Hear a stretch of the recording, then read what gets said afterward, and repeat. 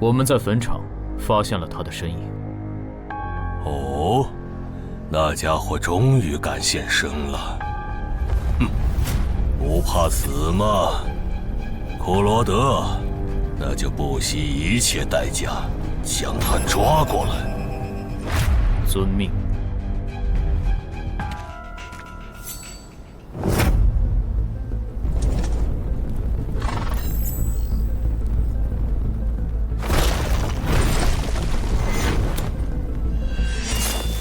是不是打败你，才会放过我？那看来是没谈拢了。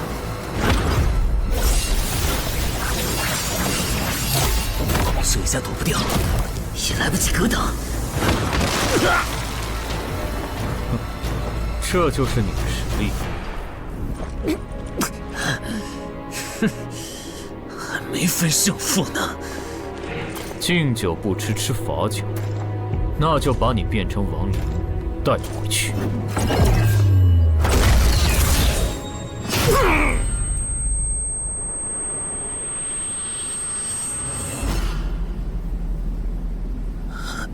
认输吧。做梦。蓝不灵。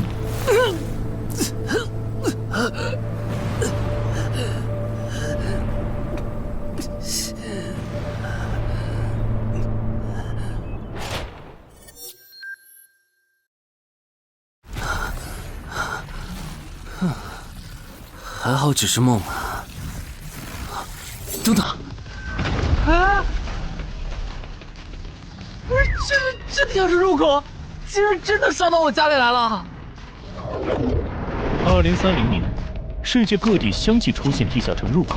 在经历了一系列探索、争夺、开发和地下城失控所引发的骚乱后，各国政府确认了5件事：一、入口无法被破坏，但攻略地下城可以使其关闭。2. 如果未能在规定期限内攻陷地下城，那么该地下城入口将翻转，地下城内的怪物将涌入这边的世界。3. 误入地下城并存活的人类将成为冒险者，自此踏上超凡之路。4. 地下城内的怪物等级越高，攻略该地下城的收益越高。5. 最高等级的地下城 BOSS 连核弹亦无法完全消灭。过去10年，地下城入口逐渐被公众所接受，有关地下城和冒险者的情报也被允许逐步公开给公众。冒险者周刊报道显示，冒险者人员十分稀缺，但却人均千万富豪。这一消息令冒险者这一职业变得非常受欢迎。对普通人来说，冒险者就是一步登天的门票。所以你过去3年的冒险家生涯，为你赚取了超5亿的财富。当然，对于刚刚成为传说级冒险家的我来说，这只是个开始。但少有人知道，每一位高等级冒险者的背后，都有许多普通冒险者和无辜平民的牺牲。而我们的主人公陈海，恰好是知晓这一秘辛的少数人。你还真是给我出了个大难题啊！能让人一夜暴富的地下城，可对我来说也没啥用啊。毕竟我又不缺钱，而且我记得地下城的死亡率好像很高，搞不好我会死。要不把它上交给官方冒险者协会算了，说不定可以换点特别的好处。嘿嘿嘿嘿。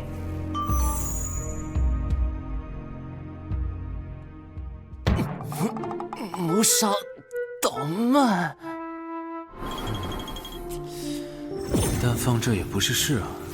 时间一到，入口翻转，怪物全跑出来，大家都得遭殃。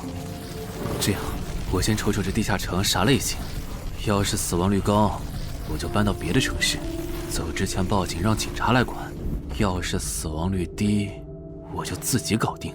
真搞不定的话，再搬家，然后报警。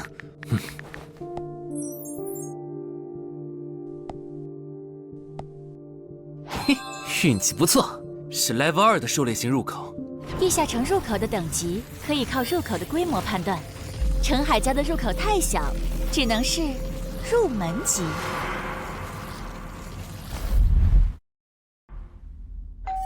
你好，有您的快递。来了，是你的快递，在这签字。好的。说起来，小哥，你该不会是发现了野生的地下城入口吧？不然为什么要网购锁子甲？完了，不会暴露了吧？我玩全甲格斗的，之前的防具换，打算换新的。怎么了？有问题吗？没问题，我就是随便问问。感觉这人很奇怪啊，难道是我想虽然多了？早就知道一般市民对成为冒险者这件事有多着迷，但是被人这么生硬的试探，还真是有够惊悚的。还好我伪装的不错。不过这个箱子会不会有窃听器啊？还好没发现窃听器。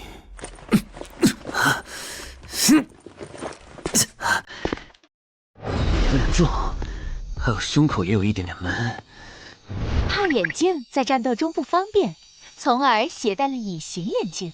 没有防身武器，就在附近消防器材店随便买了把消防斧。啊，锁起来倒是不影响，还行。那么，出发吧。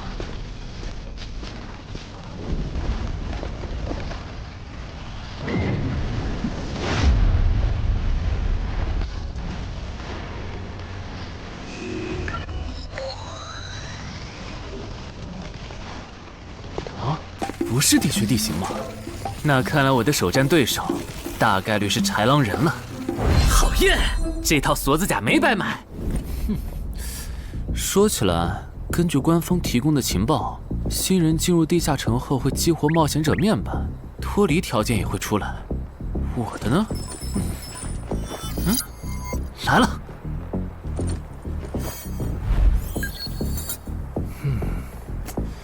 我记得普通人基础属性是10点，8点算弱，14点就很牛了。我不咋锻炼，力量和敏捷才9点，很正常。但智力有16点，真没想到啊！虽然智力和魅力是前期最没用的属性，但16点的智力，就算是协会或者财团内部也不多见吧？膨胀了，冷静，看一下地下城的脱离条件吧。脱离条件：杀死任意一只潮汐鱼人。通关条件是全灭一个潮汐鱼人小队。等一下，为什么是鱼人啊？我水产过敏啊！就不能给我安排点正常的对手吗？啊！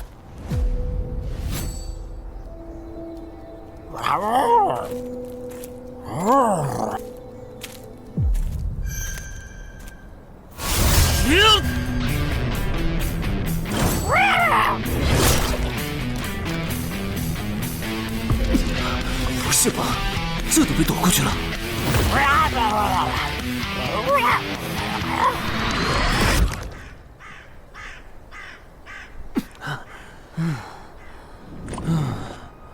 不是，这个地下城的难度标注是不是搞错了？一个落单鱼人就能把我打得差点翻车，如果遇到满编的鱼人小队，我岂不是要就地归西？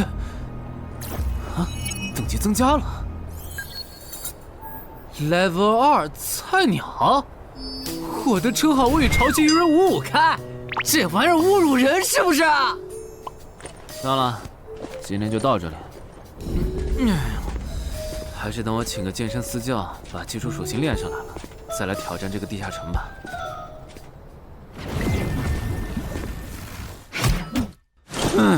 累死我了，半年的运动量都干出来了。又咋了？哦，任务结算呢？我记得地下城的任务结算好像也能爆出奇物的。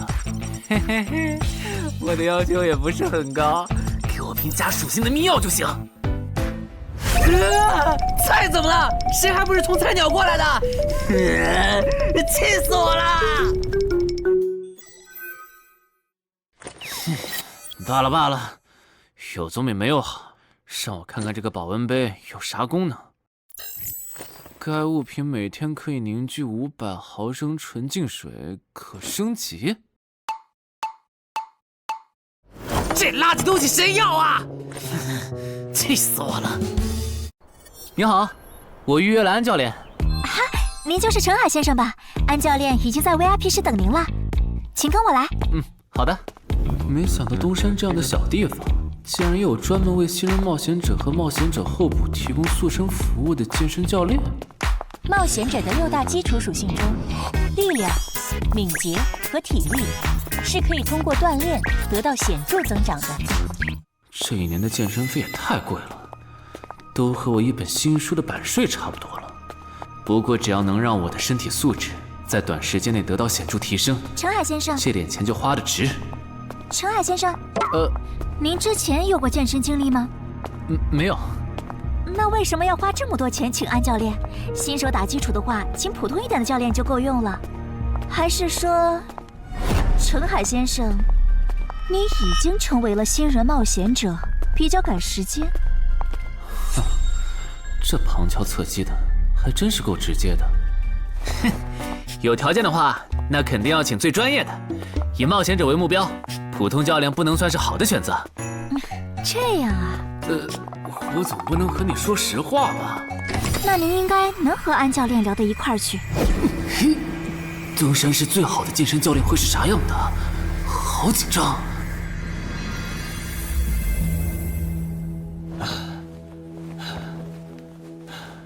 啊！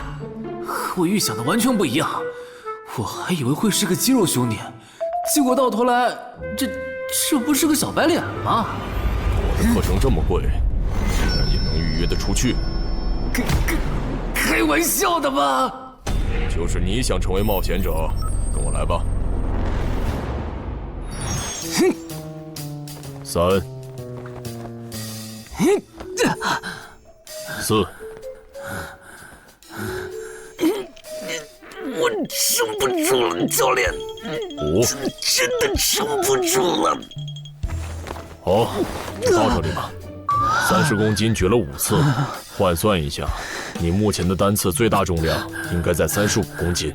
作为健身小白，结合你目前的体重，你这个卧推成绩算是偏弱的。什么情况？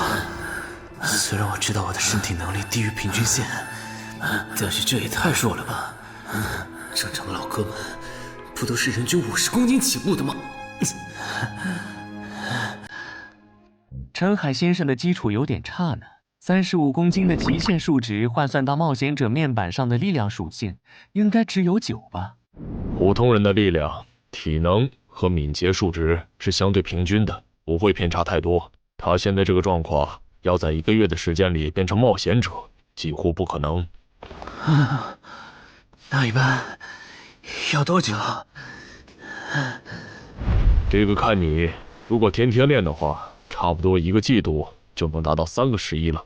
这个11是你成为冒险者后面板上给出的约束，换算下来的话，就是比普通人略强。明白了。所以办卡吗？那就先办一个季卡吧。我去哪儿交钱？让给我就可以了。好耶，以后撸铁不孤单了。认识一下，我叫徐茂，是健身馆的签约冒险者，以后多多关照。我叫陈海，畅销书作家，您也多关照。说起来，一般只有家境很好或者跟协会签了长期合约的冒险者，才会找安教练这样的专业教练。因为我不缺钱呀，我写畅销书赚的钱，在东山又花不完。既然以冒险者为目标，那肯定就要找最好的教练，打最牢固的基础。原来如此，我还以为你发现了野生的地下城入口，并且已经成为冒险者了呢。作为前辈，我得教你一些冒险者之间才流通的基础常识，免得你以后被人坑了。冒险者首次下地下城时，表现好能得个称号，带不带都行。要是带了会有加成，但也会被其他冒险者盯上。有些专找低等级地下城入口的猎人，就爱顶着称号在可疑的人边上晃悠。要是被怀疑的人被称号吸引，表现不自然，那猎人就知道这人是冒险者，接着只要跟着他，就能找到野生地下城入口。啊，这样吗？真是学到了。没啥反应，看来他真不是冒险者，就是个有点钱想当冒险者的弱鸡作家，那就没价值了。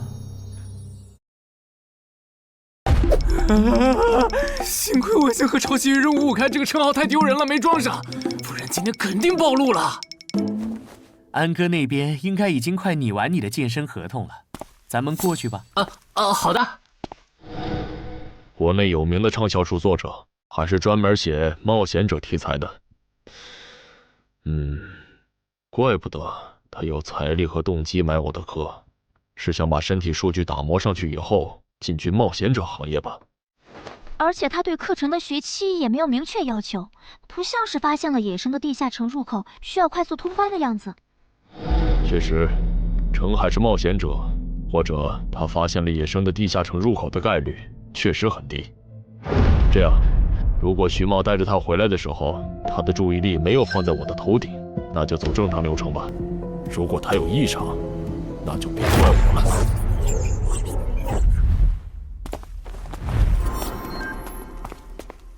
合同拟好了，你看完如果觉得没问题就签吧。好的。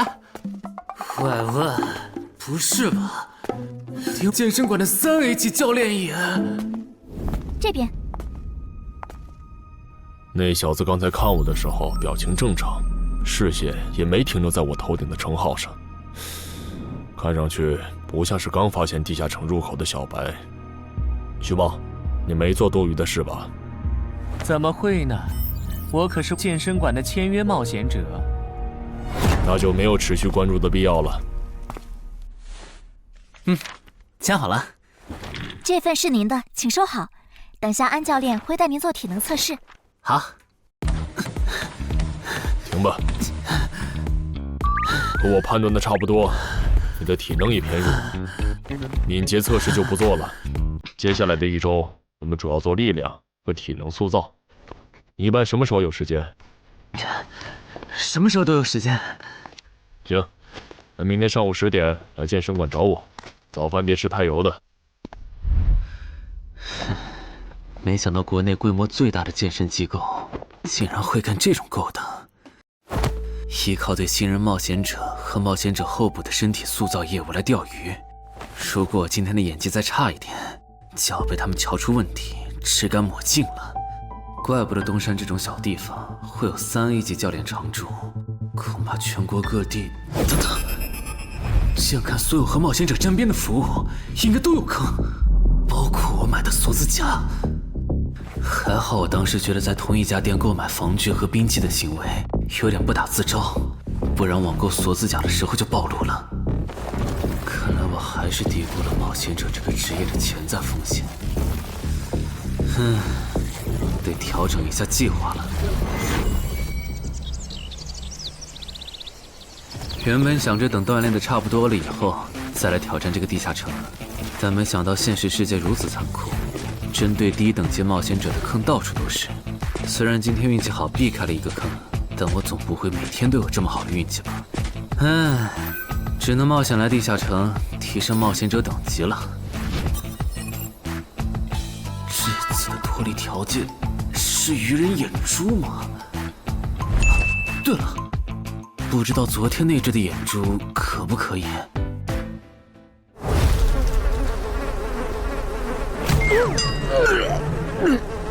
早都被啃光了呀！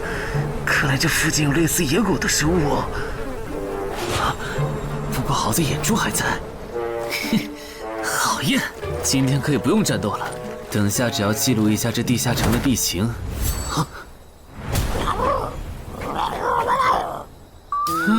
鱼人呢？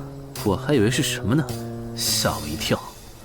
只是一只落单鱼人的话，我根本……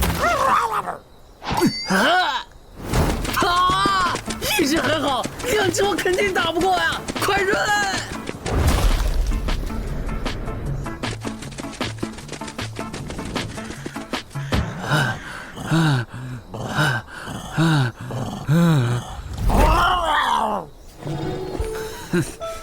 你都死到临头了，还这么嚣张，没发现吗？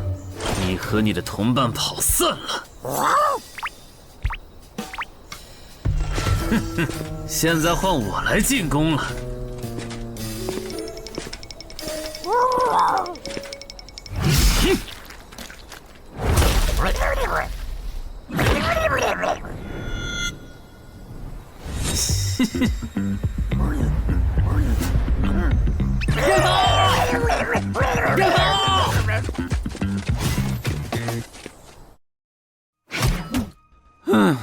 累死我了。不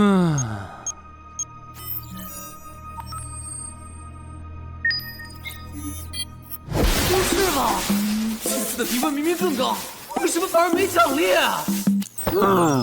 入门级地下城的爆率原来这么低吗？不过如果其他冒险者也是这个情况，那么他们是怎么赚到钱的？还是说有什么常识是别人知道，但我不知道的？明天找机会去问徐茂和教练。哎，徐茂和安教练还没有来吗？徐茂去隔壁室了，大概要过几天才会回来。安教练今天临时有事，得中午才能来。好吧，那我先去 VIP 室做体能训练。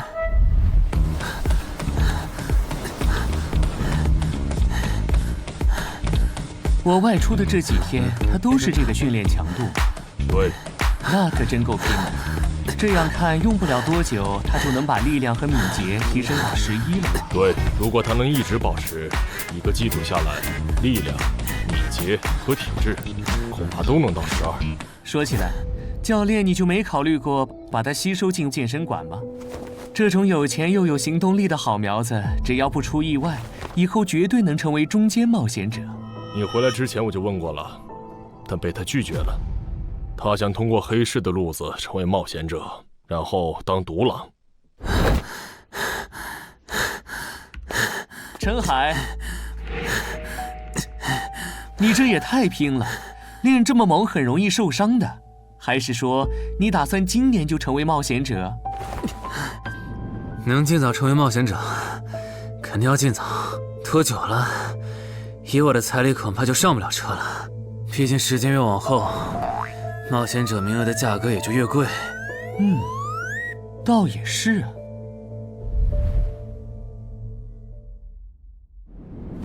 算上前天安教练的招揽，我大概可以肯定，徐茂和安教练已经排除了我拥有入门级地下城入口的可能了。接下来可以找一个合适的时机。发什么呆呢？在想事情？没，可能是太累了，有点走神。你这样肯定不行，频繁的超负荷运动只会累积伤病风险，真受伤了反而会拖慢你的塑身进度。我也意识到了，后面应该会减少训练量。对了，截止到现在，你的前期投入都赚回来了吗？还早着呢，照现在这进度，起码得等我到11级才有可能回本。为什么是11级以后？因为1到5级的冒险者挺好混的，有老手带着，完成任务就能撤退，死亡率极低。没想法的就可以这么混等级。而6到10级后，任务变难了，怪物的情报就值钱了。上阶段的混子在这阶段就去收集情报，死亡率虽然变高了，但还能接着混。只有到了11级，地下城的难度提升到混都没法混的时候，才是我这种冒险者开始盈利的时候。这个阶段的冒险者对实力的提升最为迫切。装备、奇物、技能书，一切能提高生存率的东西，都能卖出很高的价格。不是，我不明白，11级后的地下城那么危险，为啥6到10级的冒险者不提前准备？不提升有很多原因，一是官方不管民间冒险者攻略地下城的事，好多冒险者到11级就想退回去过正常日子了；二是地下城的东西只能让一小部分冒险者在精英地下城混下去。11到15级赚得多，但风险也大，而6到10级，有人光靠收集情报和做后勤就能回本了，所以他们也就没必要冒着生命风险去11到15级这个阶段打拼了。原来如此，所以冒险者在6级不，在更早前就已经完成分流了。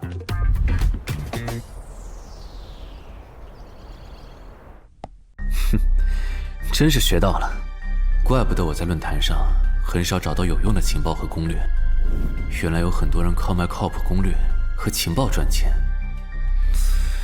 不过更让我惊讶的还是这件事。同一个地下城，冒险者就算反复刷脱离任务，也只能得到1次结算奖励。这样看，这个地下城入口能为我带来的价值，就只有通关奖励，以及将误入其中的普通人转化为冒险者这2点了。考虑到我本身并不缺钱，我还是尽量单刷这个地下城，然后再考虑要不要继续当冒险者吧。先用徐猫教我的方法，前期以收集情报为主，有10足把握了，再考虑通关的事。脱离条件找到湖？啊，这次的脱离任务竟然不需要战斗？还好买了一架无人机做辅助，不然纯靠人力搜索找湖肯定是个大工程。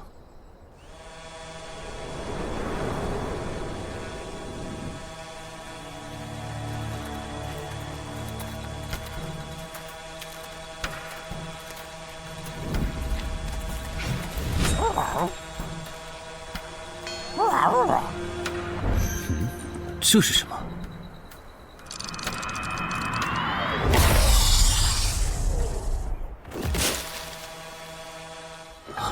刚才那个应该是鱼人吧？虽然外形和气场和我之前遇到的鱼人有很大差别，但他应该也是鱼人，只不过等级应该更高。算了，先不管他。等我完成了脱离任务，再回来找那只橘红色鱼人。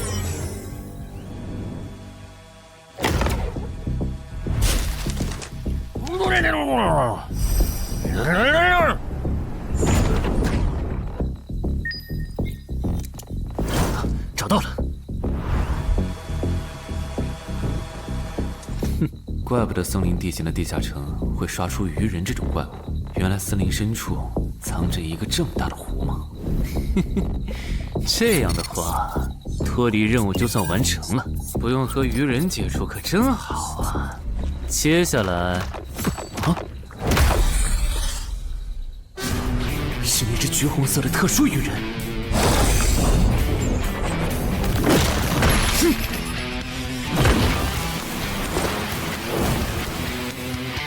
幸亏我刚刚反应快，不然可就重伤了。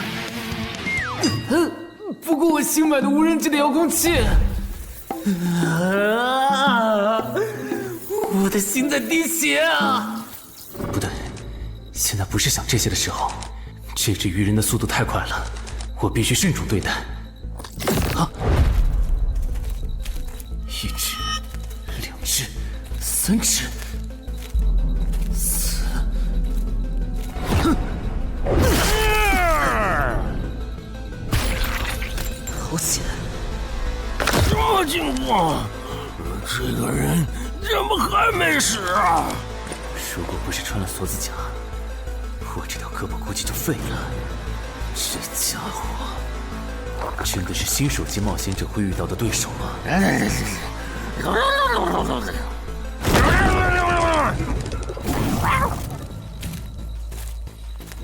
如果只是和这只橘红色鱼人单挑也就算了，关键我还得抽出一部分精力来处理身后这几只杂兵。不管怎么看，这个地下城的难度绝对超纲了呀！要不逃吧？脱离通关任务重置了。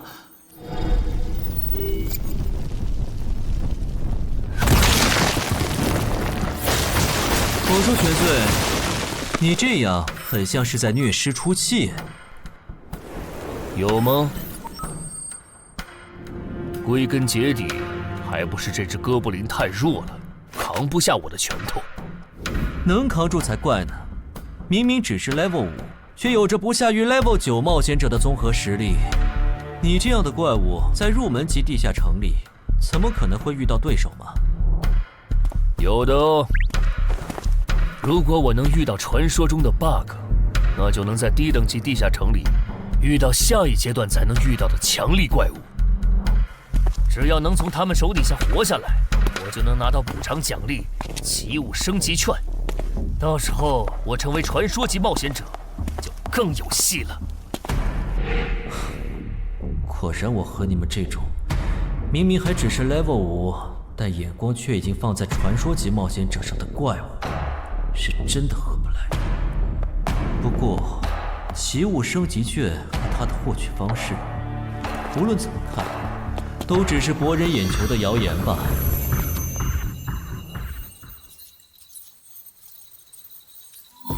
在高战力异常鱼人个体的追杀下活过3分钟，任务完成后将得到额外补偿，奇物升级券。不是吧？我都准备逃命了，你给我整这个，要玩死我吗？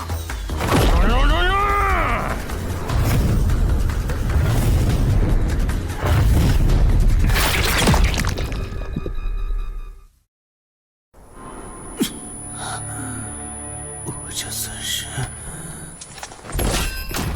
逼上绝路了吧？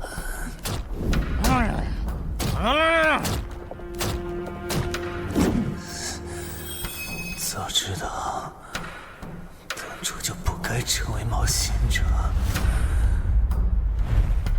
好好当个畅销书作家不好吗？虽然嘴上这么说，但我其实很清楚，这些年因为写冒险小说的缘故，我一直对地下城有向往，向往自己成为冒险者，体验那紧张而刺激的冒险者生涯。是的，虽然我怕死，人怂又不能打，但我的冒险人生绝对止步于此。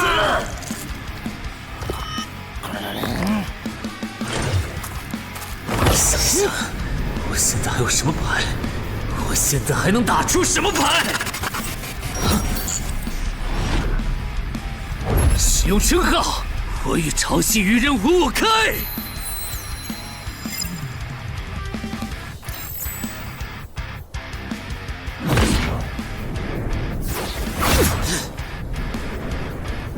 身体变轻盈，力量也变强了一点。不止如此，这些鱼人的动作也变得迟缓了许多。我的动态视力也加强了吗？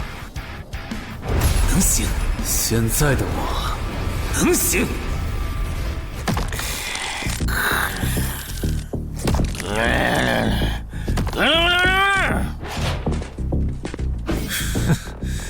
没想到高级鱼人说的话，我竟然能听懂。就剩你了，头目。我是干掉了这只下级士兵，别再得意忘形了啦！我知道的，即使身体能力获得了大幅度提升，穿上这一层锁子甲的我，依然不具备能和这只橘红色鱼人拼速度的可能。机会只有一次，利用鱼人直线攻击和我头部暴露的弱点，对方的进攻方式、路线和目标都已确定。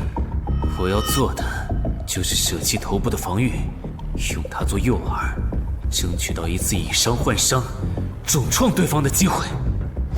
如果这一次机会我没有把握住，那么吃到教训的他，必然不会再给我翻盘的机会了。这种生死皆在一瞬间的体验，真让人血脉喷张，沉醉其中，无法自拔。就是现在！我这不是挺能干的吗？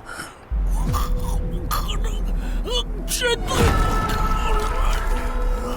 开什么玩笑？我居然会被这种弱者靠我！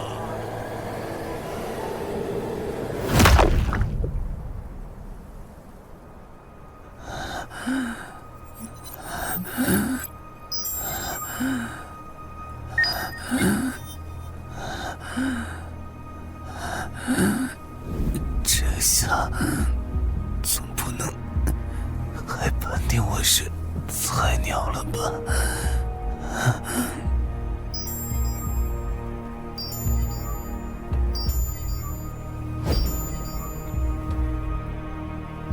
平平无奇的保温杯吗？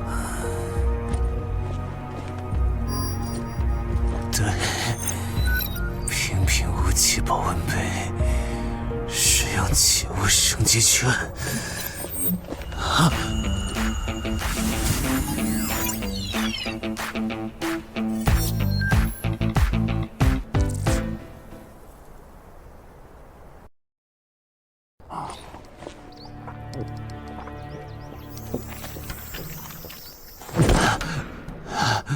活过来了。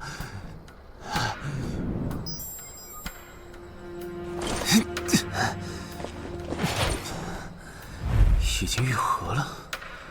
冒险者面板，冒险者等级竟然提升了，不过还是菜鸟。哦，感知也提升了一点，还获得了一个新称号——至死地而后生。哼，倒是个意外之喜。再看一下通关任务重置后变成什么了。挑战等级上升了，脱离任务刚刚也完成了。不过这通关任务，捣毁潮汐鱼人的孵化池吗？算了，这个通关任务明显不是现在的稳定处理，溜了溜了。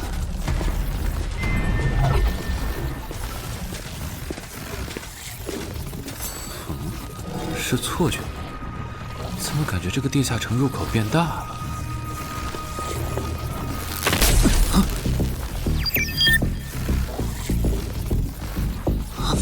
等级不足，这个地下城升级了。这么看来，我刚才完成的脱离任务，其实来自更高等级的地下城。怪不得任务难度提升了那么多，脱离任务掉落的奖励这么丰厚。隐藏之眼，我没记错的话，论坛上有个大佬，好像一直在强调这个东西的稀有性和重要性来着。哼，那必须要转职啊！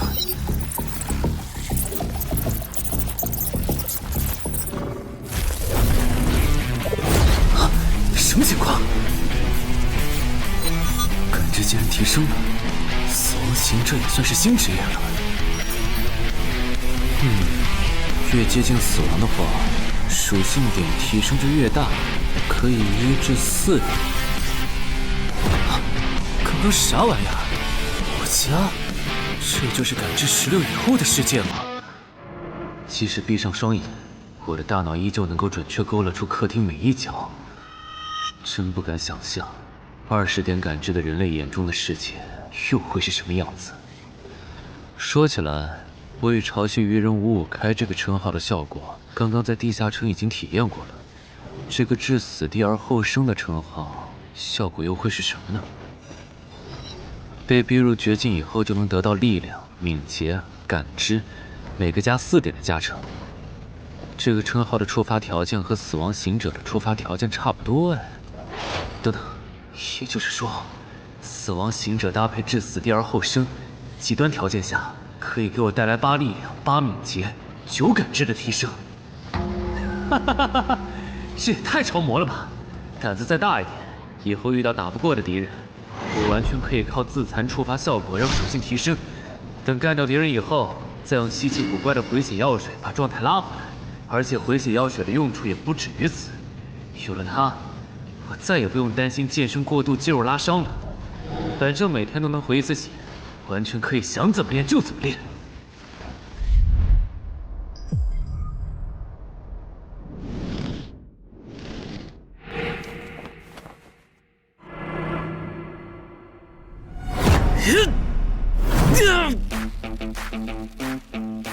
真惊人！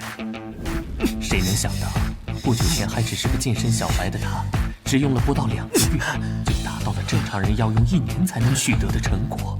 就他那训练量，换别人来早就去 ICU 报道了。但他一通瞎练下来，还能活蹦乱跳。这说明他体质很牛啊，至少有16，甚至都有可能17或者18了。安教练，你这次是看走了眼呐。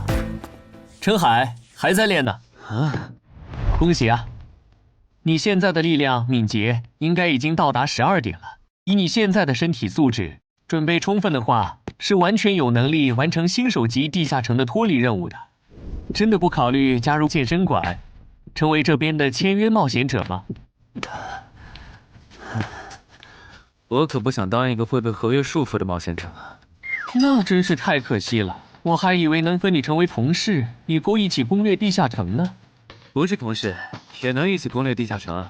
对了，我打算从散人手里购买冒险者名额，这方面你有什么忠告吗？忠告吗？不是同事，也能一起攻略地下城啊。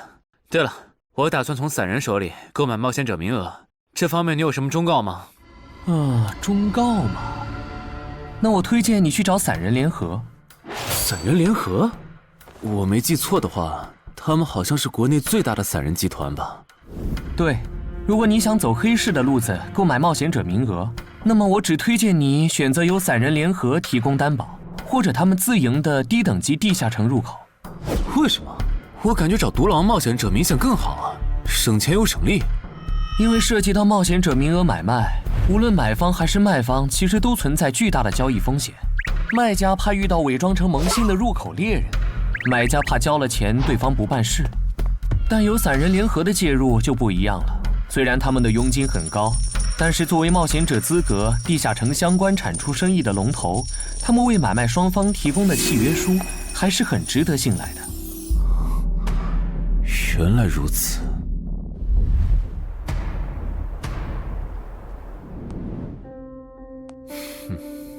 查了一下，整个漳州只有云霄市的这个老廖稍微靠谱点，找了散人联合做担保。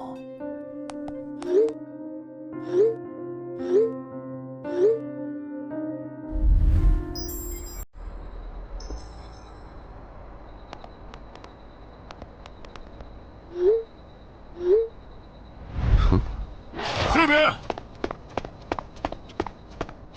云霄老司机，没错。你就是爱写作的东山市民吧？你好，就差你了，快跟我来。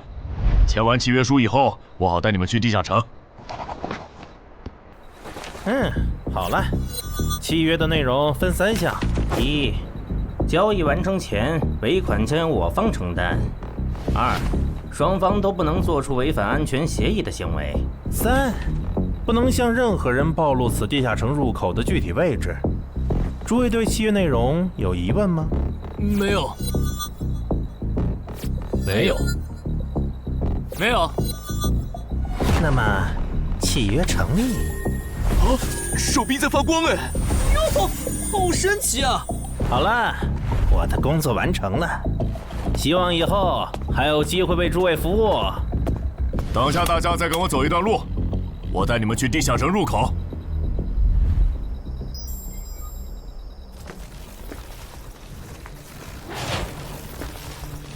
这个地下城入口的位置确实隐蔽，难怪没有被官方和云霄市的资本发现。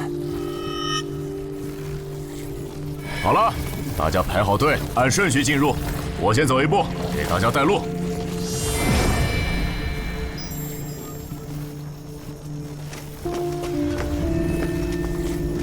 这批新人怎么样？太酷了！我是冒险者了，真好。还行，没有看起来像刺头的。那就好，等会儿记得我们之前说的。卖家原来有2位吗？好了，大伙儿看向我这里，学着我的样子对空气喊：“冒险者面板！”冒险者面板。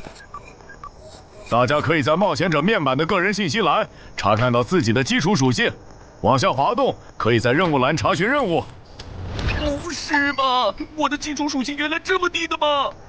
冒险者面板上的内容只有冒险者本人才能看到，所以不用担心个人信息暴露的问题哈。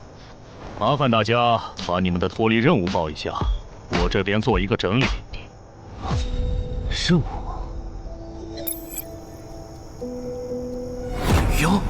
这个物种，论坛的入门级地下城怪物图鉴里好像没有。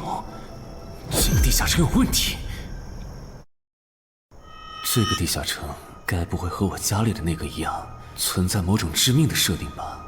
基于幸存者偏差，如果一个入门级地下城的怪物没有被收录进论坛的新手常见怪物图鉴，那只有2种可能：要么它确实很罕见，要么就是遇到它的冒险者基本都死在地下城里了。警告！警告！此人违反了安全条例，未说出正确的脱离任务。那个眼镜男说谎了？不是吧？这才哪儿到哪儿啊？就有人触发安全条例了？你听我解释，肯定是他出 bug 了。契约式的契约当然不是绝对的，但对你这样的菜鸟来说，它是不会出问题的。你的脱离任务绝对不是采集高价值草药，你骗了我们。他刚进冒险者圈子，不懂规矩，做错事也情有可原。您大人有大量，再给次机会嘛，是不是啊？对，再给我次机会吧。下不为例。大家再说一遍自己的脱离任务哈，这次别搞错了。我的任务是找到湖中女妖。我是聆听女妖之声。我的是凝视女妖10秒。我的也是找到女妖。接下来我会带大家去女妖出没的林中湖泊，大家跟紧一点，别掉队哈。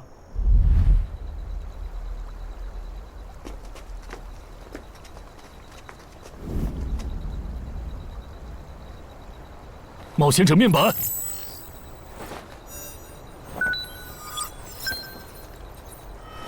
他在干嘛？呼唤湖中女妖。他怎么知道这样做可以召唤湖中女妖的？这就涉及到商业机密了。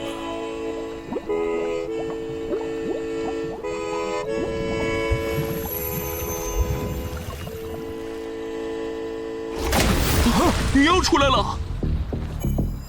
我的脱离任务完成了，我的也完成了。8、9、10。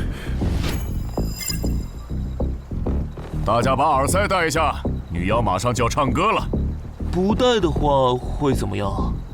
女妖的歌声会破坏你的大脑。刚成为冒险者的 Level 1萌新，一整首听下来，大概会当场暴毙吧。什么？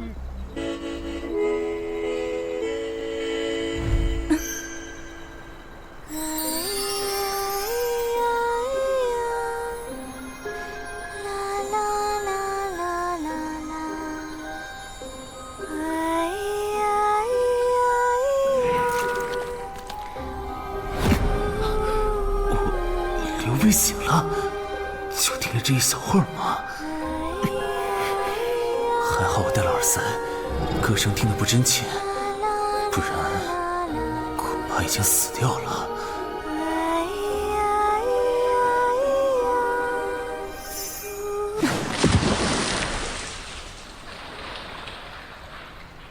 大家的脱离任务都完成了吗？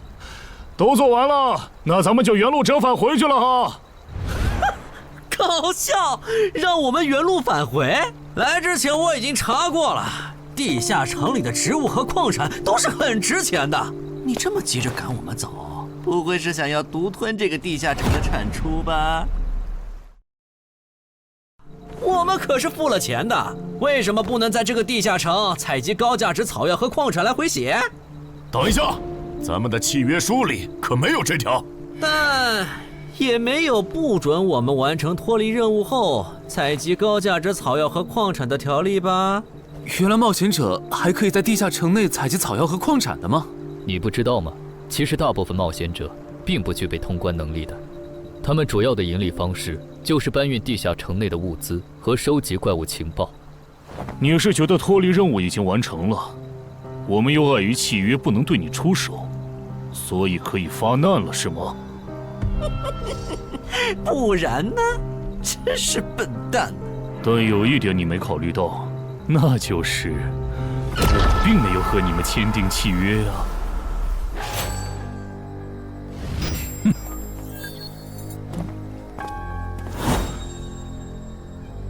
你们2个什么意思？没什么，单纯看不惯而已。我觉得这位朋友的理由其实挺合理的，只是一些药草和矿产，没必要那么计较吧。但是基于契约文书第1条的话，如果有人死亡，我们就拿不到尾款。你可以保护我们，作为回报，我们可以将采集到的一部分物资分给你。不好意思，我们并不想冒这个风险。真的只是因为不想冒这个风险吗？难道不是因为这个地下城藏着别的秘密，你们怕我们发现它吗？我明白了，你不是新人冒险者，你是奔着通关任务来的。老六，你应该能感受到吧？咱们之间谁更强？可恶！地下城让给他们，我们走。啥？你等等我呀！他们为什么就这样走了？这不很明显吗？这2位帮我们说话的朋友，其实是比那2个人更强的冒险者呀。过奖，其实强的不是我，是我的这位朋友。等等，不太对，3人联合的契约师不会蠢到让假装萌新的冒险者轻松找到契约书漏洞，这不符合逻辑。大家可以自行选择，接下来是单独行动，还是跟我们一起行动？单独行动的话，你们的收益可以独享；如果跟随我们一起行动的话，通关奖励我们要1半。1半？这么多？这叫多？你没仔细听吗？是通关奖励的1半。这2位资深冒险者的目标是通关。新人冒险者的通关率一般只有10%，甚至更少。就算分出去1半，我们也领先了90%的新人冒险者。大叔，你别得了便宜还叫委屈啊！所以这其实是好事。对新人来说，第1次通关时间是重要分水岭。新人冒险者越早拿到通关奖励，未来的冒险者之路就会越顺畅。那就是说，就算我只拿到1半的通关奖励，也会比绝大多数同等级的冒险者要强吗？如果你没有浪费这些开局资源的话，确实是你要强一点儿。请让我也加入你们，也包括我。我也要。那帮没良心的，签契约书前都说好了，只涉及脱离任务，其他不包的。任务一完成，他们就变脸了。差不多得了，都走了这么远，他们不可能再跟着了。你不用演了。哦。不过你这次演技提高了不少嘛。刚才我一度以为你打不过那个顶着战斗专家称号的冒险者来着。我确实打不过他。啊？不过他也很忌惮我就是了，要不然不会用劝退的方式赶我走。原来如此。那你觉得他们能通关吗？可能性太低。个人判断，这批冒险者里，最多只有1到2个幸运儿能活着走出这个地下城。什么嘛，这不就和之前的几次一样了吗？真没意思。哇，酷哎！既然大家已经决定联手通关，那我也不藏着掖着了。我能够为认同我、信赖我的队友带来一点基础属性的随机增幅。他说的是真的，我的力量加了1点。我加的是感知，我的也增加了。体力涨了1点。原来团队领袖这个称号是用来提升自己的队友啊，还怪好用的。我这边还有一个问题，我们现在只知道口琴声能召唤女妖，并不知道其他的召唤方法。女妖要是一直躲在湖里，大家的通关任务就没法完成。这不是问题，我的称号可以让我强制激怒指定目标，被激怒者将减少2点智力，变得冲动易怒。他也是冒险者吗？至于建立强制对话的方法，只要引起对方的注意就可以了。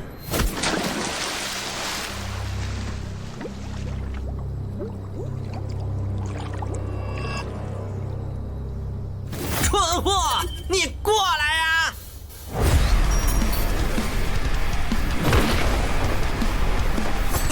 成功了，他被我激怒了。剩下的交给我吧。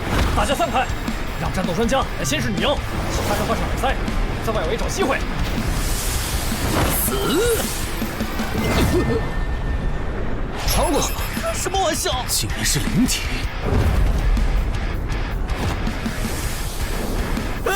等一下！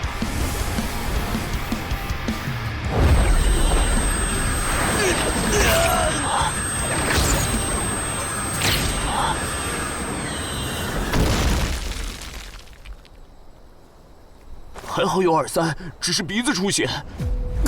不是吧？这个女妖原来是个妖魂！娘，有把握吗？有，但是会比较费时间。上一个地下城刷出来的僧侣之拳应该会有效，但熟练度还没上去，打起来会很慢。慢就慢了，这只女妖应该没有其他攻击手段，对我们的威胁很小。我有预感，这个地下城的通关奖励会非常丰厚。哼，愚蠢的选择。等等，你先别走。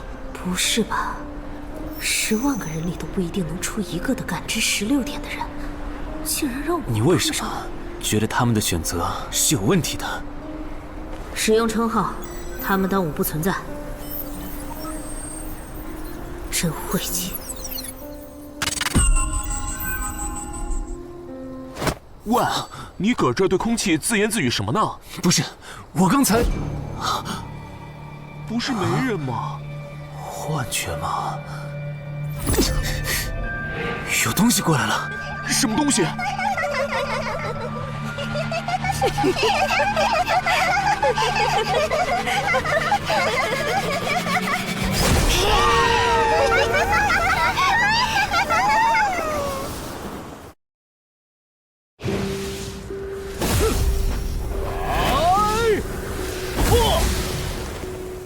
有效果了！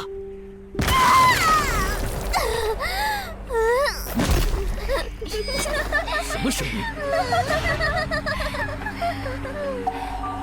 我们搞错了，这个地下城不止一个女妖，那2个卖家没安好心。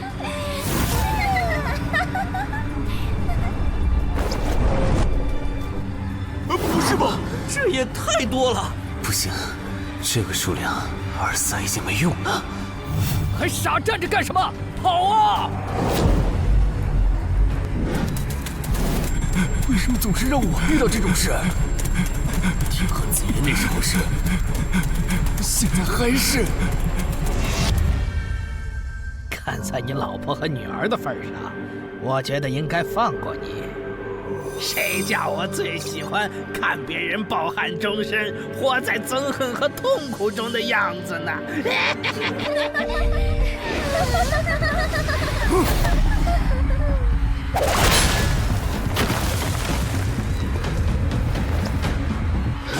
你们以为我是谁？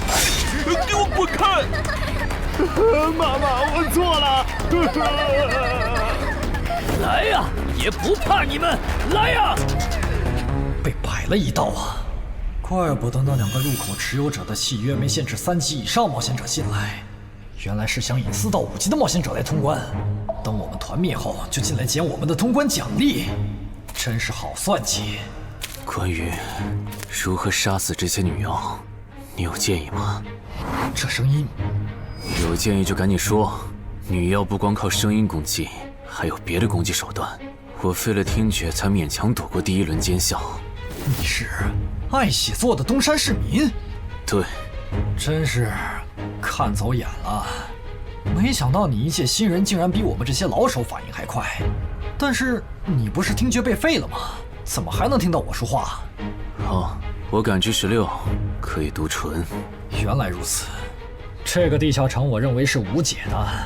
那些女妖能免疫一切物理攻击，老实说，这根本就不是正常4到5级的冒险者小队能处理的。哦，所以你也没有办法。还有一个办法，除了僧侣之拳，阿良还有一瓶被僧侣祝福过的神油，涂抹长剑后，应该也能伤到那些女妖。不过，这也就给你能伤到他们的力量。我不信新手冒险者能从这么多幽灵的围攻里杀出去。但总不能坐以待毙吧？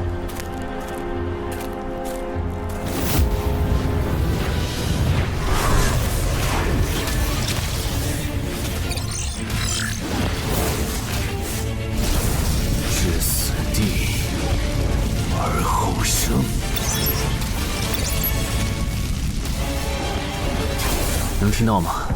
我问过你的同伴了，他跟我说，要通关必须从你那里拿到被僧侣祝福过的神油。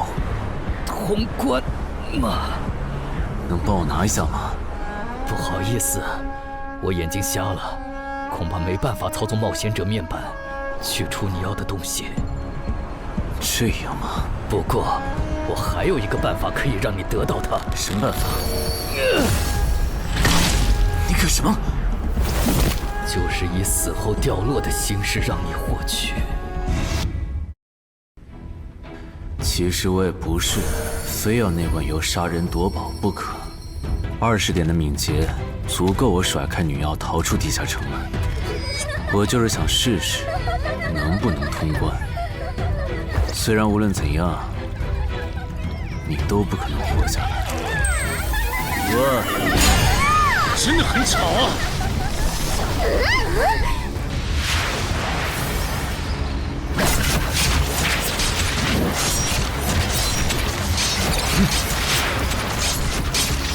对邪恶生物伤害加0点，那么开始反击吧。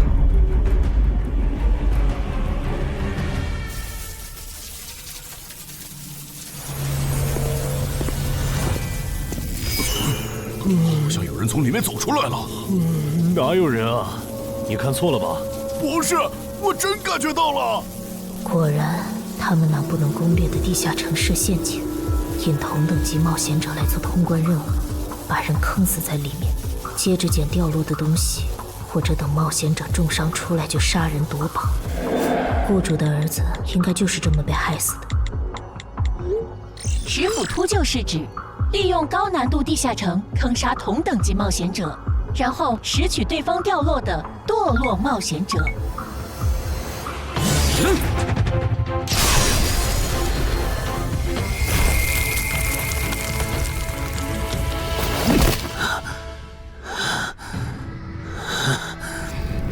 好险！如果再多几只女妖，我恐怕就要被逼出回血药水这个点牌了。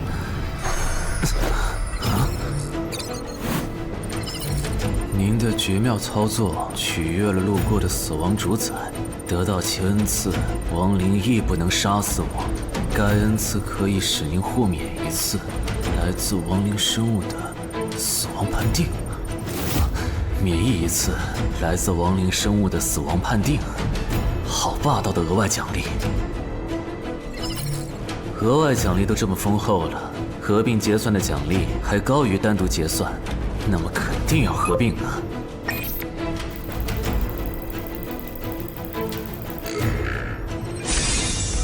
哼，果然，除了稀有级奇物和新称号以外，还给我报了2个专属技能。这个地下城的奖励太丰厚了，难怪它的难度如此超标。爱写作的东山市民，你还活着吗？怎么没声音了？哼，差点把他给忘了。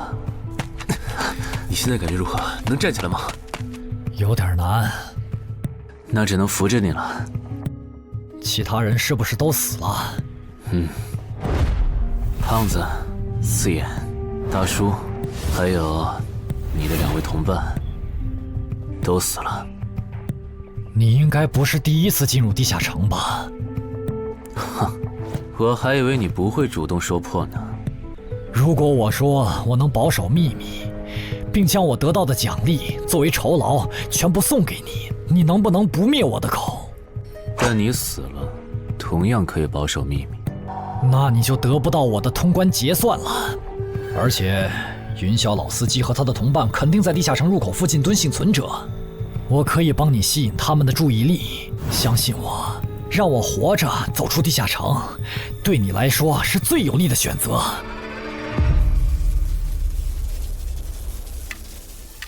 看到了吗？这才是真有人出来了。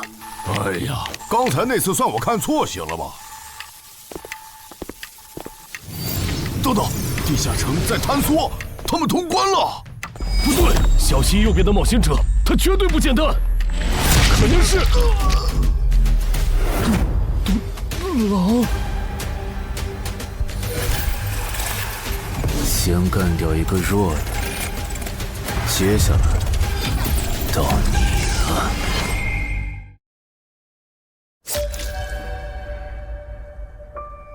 铜山市民，你好大的胆子！不是吧，不是吧？不会真有人觉得自己坑完人不会被报复吧？呵呵，这么霸道的吗？闭嘴！哎呀，我好怕呀！你这家伙，找死！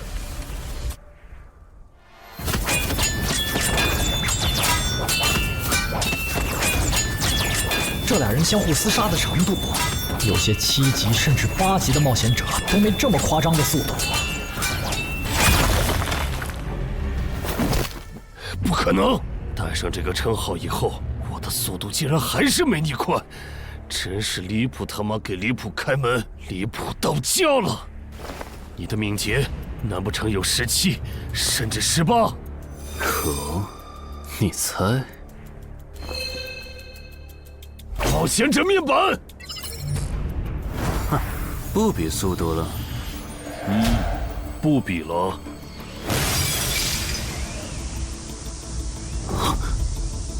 这本来是为那个战斗专家准备的，不过给你也没差了。来好好感受一下我从黑市高价购买的变种蜘蛛毒素吧。什么嘛！你这毒套完全不行啊，比普通人还差。连反击的力气都没有了吗？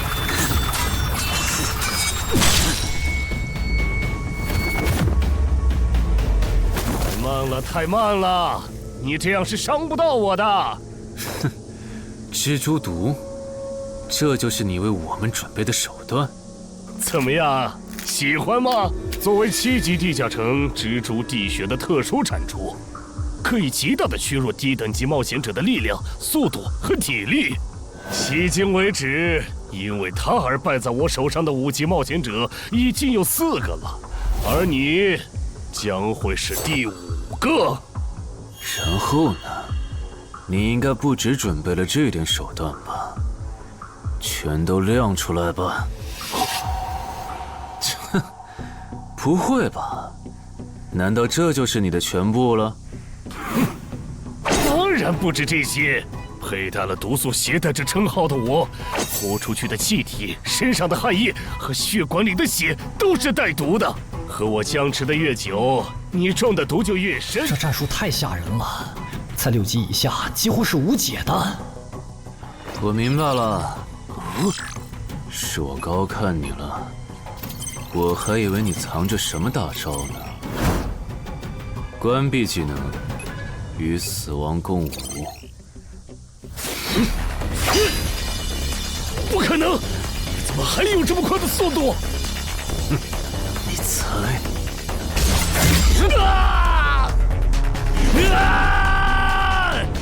别太得意了！太慢了，太慢了！你这样可是伤不到我的。不可能，绝对不可能！你明明只是个独狼，怎么可能比杀了大量5级冒险者的我还强？没什么不可能的，在舒适区里泡着的你，永远也看不到与死亡同行之人所看到的风景。但是，溺死的往往都是会水的，散人只有劣势更弱小的散人，才能积攒出大量的财力和武力。我的路才是正确的。对普通人来说，或许你才是对的。不过，在我看来，与死亡同行之人，如果走到了极致的话，未必不能超越死亡。不是吧？那么强的人，竟然这么轻易的被……啊！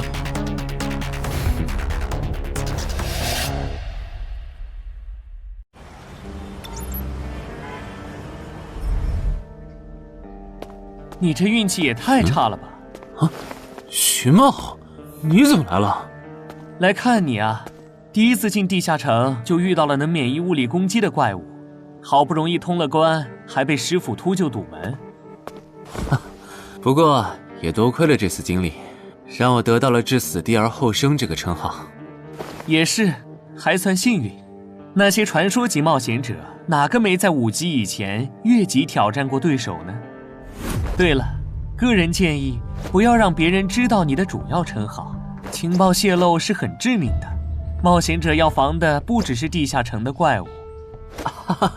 原来如此，学到了。虽然女妖之森的入口持有者，官方说是被另一个幸存者杀了，但我查过，那人主要称号侧重团体战斗，单人作战能力没强到能杀掉2个师傅秃鹫，所以怎么了？我脸上有什么东西吗？没什么，我只是突然想起来，高教练月底就要回东山了。你这边养好伤以后，记得回健身馆报道。关于你的塑身计划，要进入第2阶段了。好的。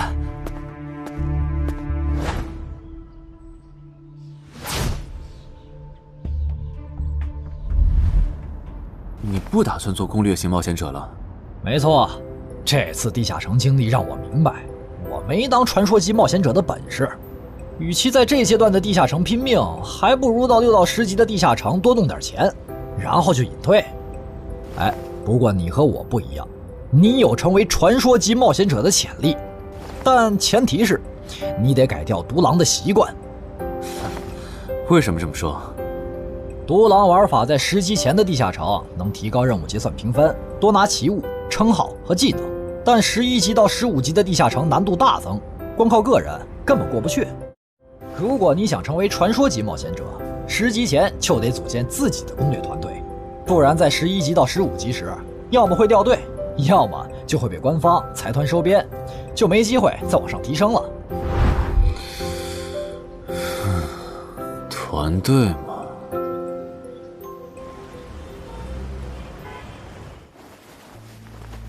害死我儿子的秃鹫们已经死了，杀死他们的人就在这2名幸存者之间。你认为谁才是帮我儿子报仇的恩人？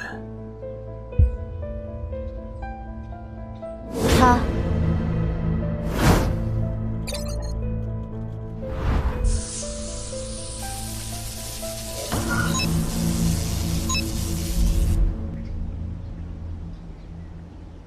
陈海，你就是女妖之森的通关者陈海吧？我们对你在女妖之森得到的通关掉落很感兴趣，你开个价吧。不卖。他说不卖，他不会真的以为我们是在跟他商量吧？那我换种说法，把你在女妖之森得到的东西交出来，立刻马上，不然有你好看。你们在干什么？不许骚扰我们医院的病人，走开！烦人的家伙来了，哥，我们走。切，真晦气。下次他们再来骚扰你，你就来找我。我哥哥是10级冒险者，他们不敢惹我。谢谢。不，该说谢谢的人是我。我的好朋友死在了女妖之森，你和王先生攻略了这个地下城，还铲除了用它钓鱼害人的秃鹫。原来还有这么一层关系啊！我和我死去朋友的家人都能感激你。总之，这是地下城暴走后的随机拉人现象。怎么还会拉我呀？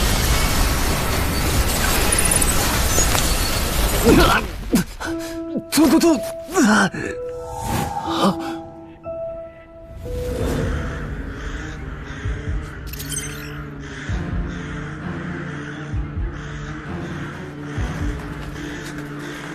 大家不要惊慌，我们只是被拉入了翻转后的入门级地下城。不是吧？我就来医院看个牙的功夫，怎么就被拉入地下城了？现在请大家跟我一起打开冒险者面板，确认你们的脱离任务。展开面板。5级的生存类地下城，哇，这次可能要死很多人。么？云霄市医院发生入门级地下城翻转现象，有20人因此凭空消失，周德也在这20个人里。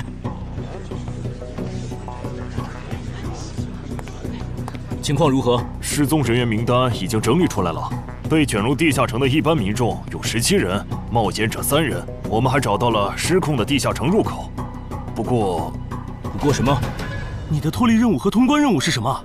消灭10具骷髅士兵，存活1小时。你的呢？我的也是。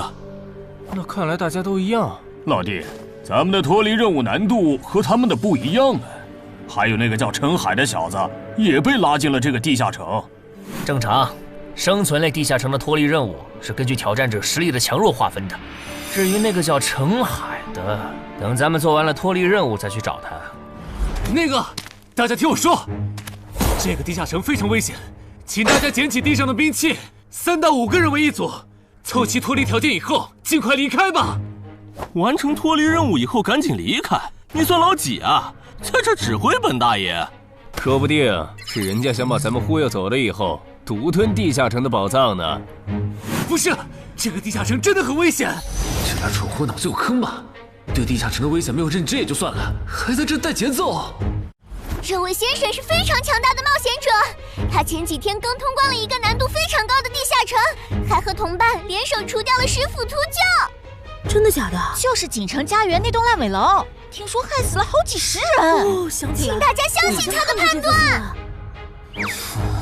这个护士干嘛一直夸我呀？好烦呐！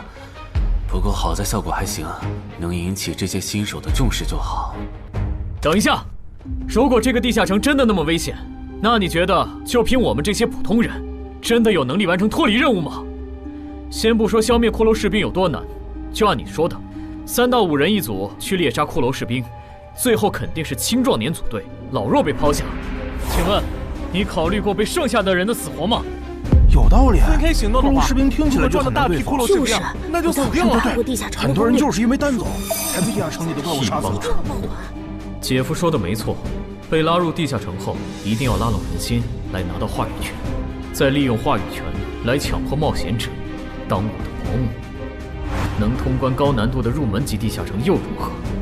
当你开始在意这些渔民死活的时候，你就注定得当我的保姆了。你们能信任我吗？那跟我走吧，我带你们去完成脱离任务。好的。谁允许你们走的？作为在场唯一一个有地下城攻略经验的冒险者，你难道不应该留下来保护我们吗？对呀，能力越大，责任越大。我看他就应该帮我们把脱离任务给做了。对，送佛送到西嘛。第一，我不是官方冒险者，我没有义务来保护你们的安全。第二，不要对我道德绑架，不然我真的不介意走之前打断你的腿，把你留在这里自生自灭。这人怎么这样啊？保护老弱不是最基本的道德吗？活该他不是官方冒险者，看来道德品质不过关。你们干嘛去？我觉得那个人说的很对，既然通关任务是存活1小时，那肯定是越往后越危险。对普通人来说，早点完成脱离任务离开这儿才是最优解。切，不走留着被你们道德绑架，免费当保镖吗？我们又不是傻子。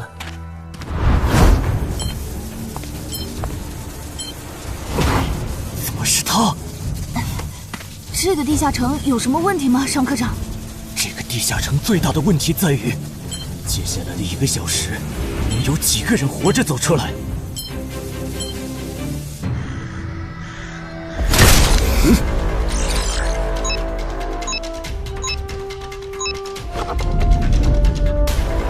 你们就学我刚才做的，用剑去砍那些骷髅士兵的颈椎。那你呢？又来了！我嘛，就用我的老火箭和他们练练。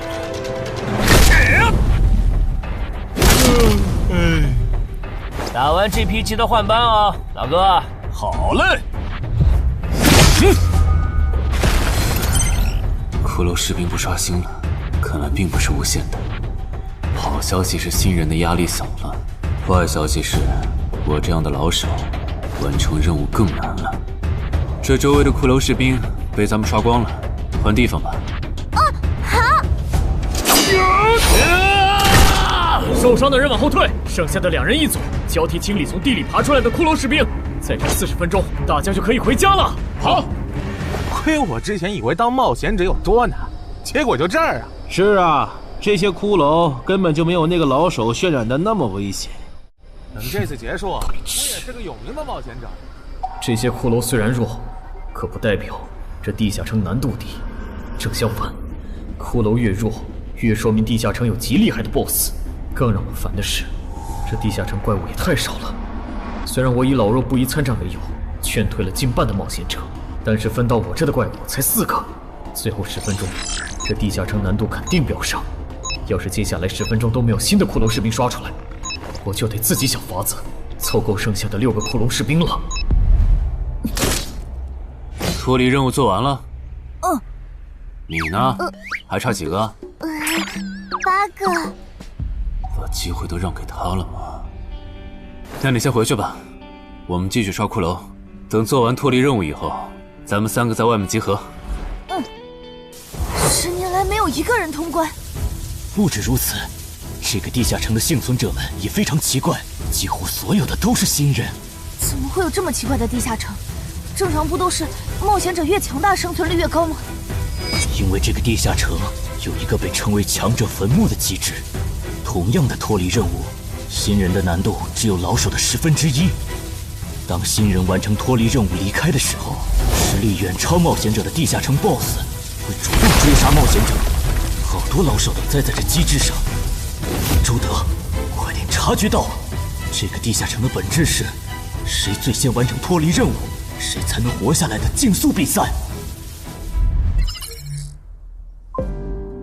好心的冒险者哥哥，护士姐姐，再见。拜拜。再见。等下遇到的骷髅士兵，我多分给你一点。你先完成脱离任务，和他在外面会合。好的。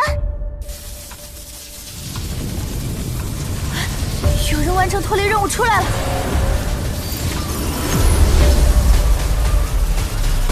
怎么是小孩子？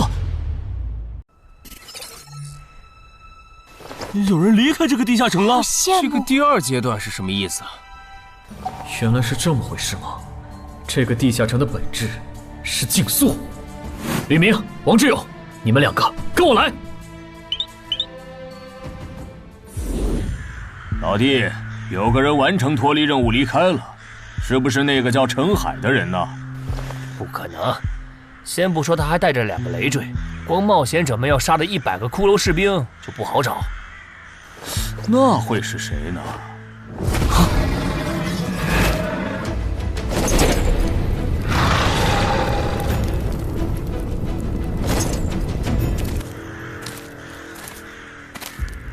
叫我们跟着他出来，都走这么远了，也不解释一下。如果遇到大群的骷髅士兵，咱们仨就完了。闭嘴吧，他这么做肯定是有原因的，你没注意到吗？他是看到任务栏变更以后才叫我们出来的，恐怕他比我们更清楚这个地下城发生了什么。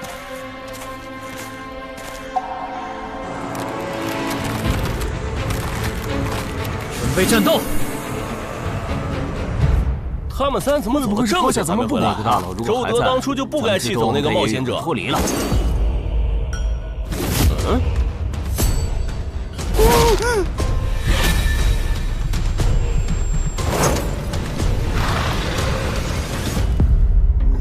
周德、吕明，你们2个王八蛋，竟然拿我当挡箭牌，用完就丢！你们这2个小人！你还差几个？3个。那快了，我们再找些小股的骷髅士兵杀，应该能赶上。等等，不对劲，幸存者的数量在减少，营地那边出事了。说什么？陈海哥，这阶段是什么意思啊？可能是难度提升，接下来会出现更强的怪物的意思吧？这个你别管，你的脱离任务做到哪儿了？我看看啊，陈海哥出事了，其他人都死了，现在只剩4个幸存者了。什么？左2，右2，去左。都说了，是这个地下城的 BOSS 降临了，要想活命，必须就地折返，在 BOSS 找到我们之前，完成脱离任务。别开玩笑了，就咱们2个人，怎么可能在那么多骷髅士兵的围攻下完成脱离任务？王之勇在的时候都做不到。听不懂人话吗？我们已经没有时间去找骷髅士兵了。还差右2。剑锋，救我！你好了吗？马上！陈海哥，好了。长剑留下，你先走。可是，特效！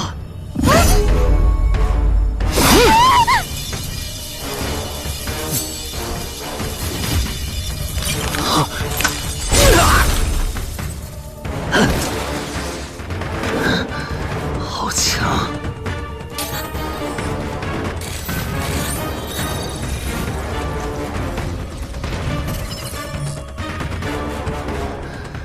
明白了吗？你留下来只会碍事。我知道了，我去外面等你，你一定要活下来。好了，现在只剩下咱们2个，我猜你是不会放我走的，对吧？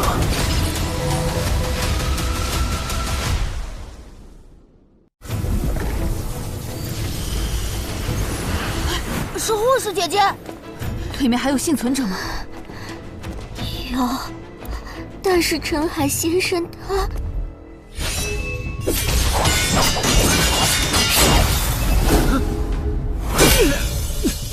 好强，这样下去不行，速度和力量我都不是他的对手。就算能大概猜出他下一步动作，可因为一直忙着抵挡，一次出错的话就得死。要走！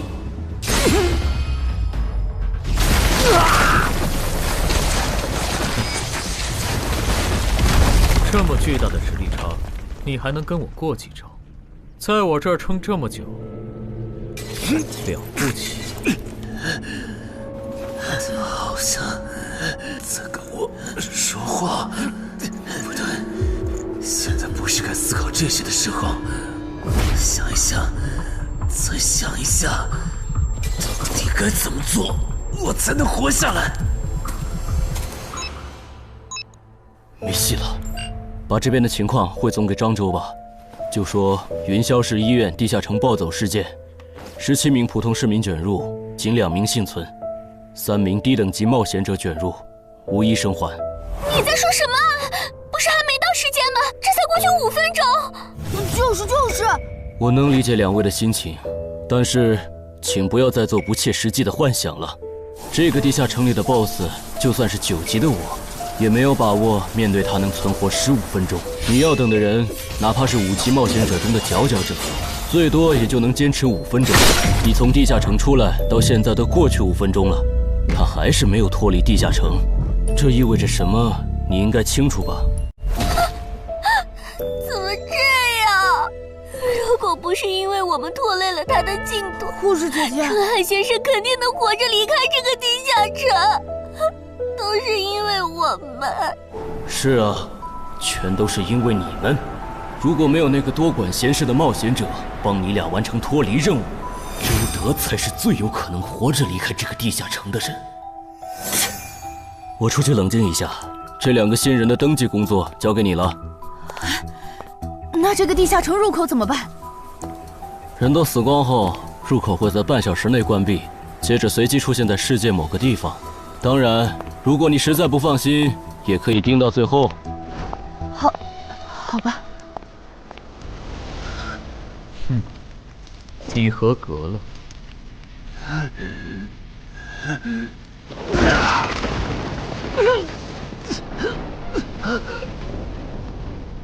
我很期待你成为亡灵后的表现。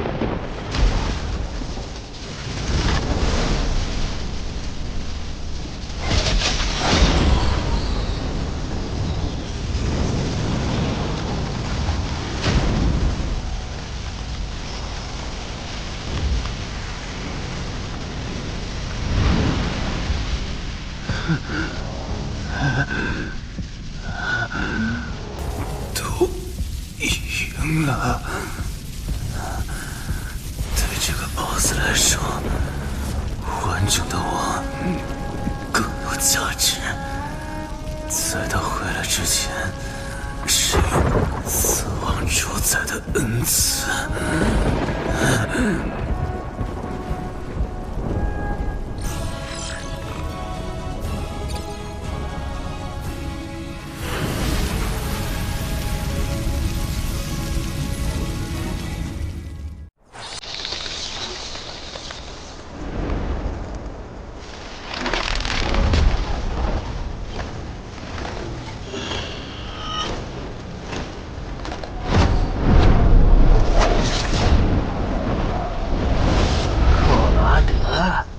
不是被大军派去坟场征兵了吗？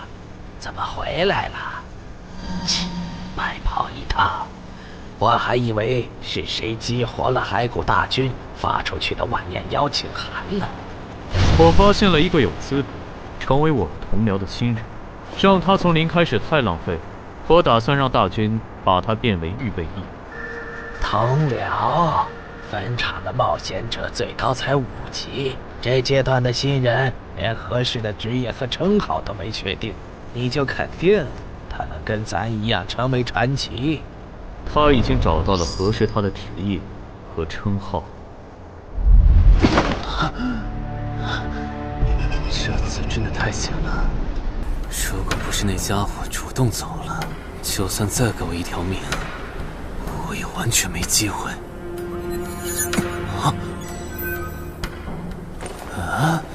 通关任务都显示完成了，为什么没有弹出来脱离选项？不会是必须完成脱离条件以后，我才能离开吧？在那个怪物意识到我没死之前，那得抓紧了。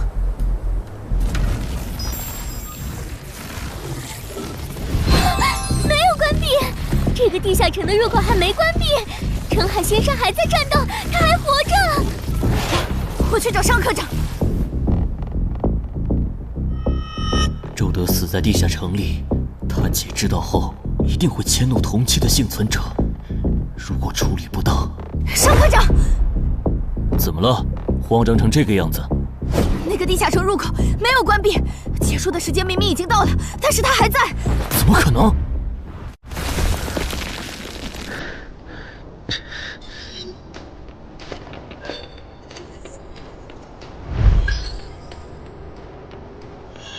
合并结算。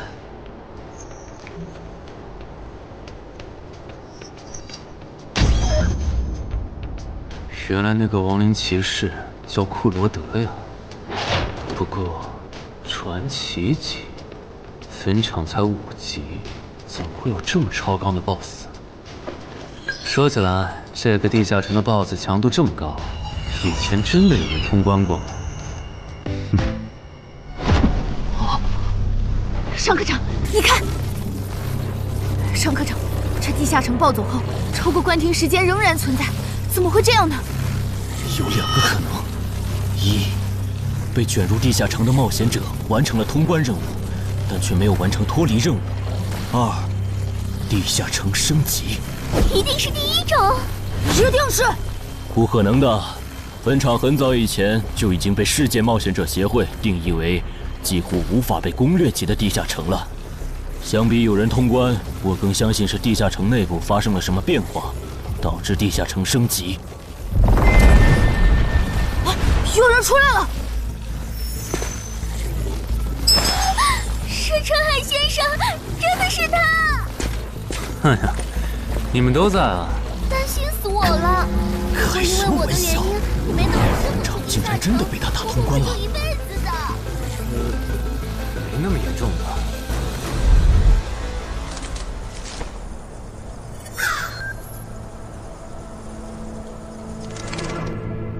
吴王，这是你驻守坟场以来第一次主动觐见吧，库罗德？你知不知道，就在刚刚，你成为了全球首个通关坟场的冒险者。首通？我？对，你要火了。坟场这个地下城虽然等级很低，但是在冒险者圈子里很有名气。你首通的经历应该会吸引到很多资本和散人工会的招揽，当然也包括官方。啊，所以现在是招揽环节。是的，你在女妖之森和坟场的表现已经充分证明了你的潜力。像你这样的超级新人，整个冥省1年下来也不会超过10个。作为云霄市地下城负责人的我，当然不可能错过。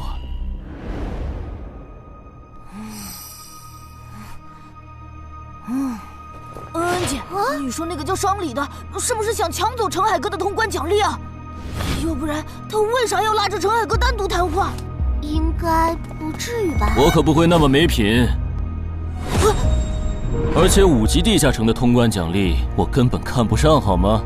哼，那可不好说。你不需要，不代表你家亲戚不想要。这死小鬼！啊，别乱说。我们在里面聊的久，是因为在谈加入冒险者协会以后的待遇问题。不是吧，陈海哥，你要当公务员？哈哈，感觉你好像对冒险者协会意见蛮大的。那倒没有，我就是觉得像陈海哥你这样强的人，完全可以像王自健那样自立门户，没必要受协会的规章制度束缚。王自健是谁？是不死冒险者里的男主。不会吧？你明明是个冒险者，竟然没看过这个吗？我是冒险者，和我看这书有什么必要联系吗？这个死小鬼！要不要告诉他们，这本书其实是我写的？你是陈亥？你真的是不死冒险者的作者陈亥？不会吧，不会吧，不会吧！如假包换，不信的话，我可以给你看我写到一半的《不死的冒险者2》的小说原稿。真的吗？啊，你怎么了？怎么感觉你受委屈了？陈海先生，你能不能不要加入冒险者协会？为什么？我以前听我哥和他朋友说过，那些加入官方的冒险者很多都后悔了。你哥有说是什么原因吗？没有，但我还记得他们谈话时的表情，非常的严肃，甚至还发生了激烈的争吵。这样吗？我会慎重考虑的，谢谢你为我考虑这么多。不，我才应该道谢。那个杀千刀的对我弟弟见死不救，你还把他放进来？少李，你是不是成了云霄市的负责人以后飘了，忘了自己是怎么上位的了？我没忘，我请他进协会不是为了护着他，他通关的地下城很特殊，过不了几天他就会被财团或大工会拉拢，好多事就不好办了。要是有潜力的成了官方冒险者，等他们跨过15级大关以后，到时候他们面临未知的危险，你是知道的。不行，那样太久了。他虽然有潜力，但不一定能突破15级变成传说。我要他下周就死。好吧，我知道了，那只能借刀杀人了。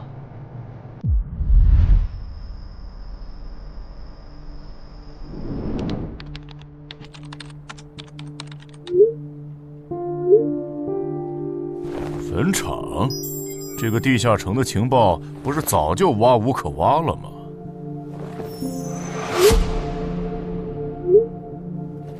这样就可以了。你确定？5级地下城的首通奖励对普通人来说不算什么，但对6到10级的通缉犯来说那就不一样了。要是澄海的情报到了黑市，不出3天，闽粤2省的通缉犯都会跑到云霄市，这样就能给你弟弟报仇了。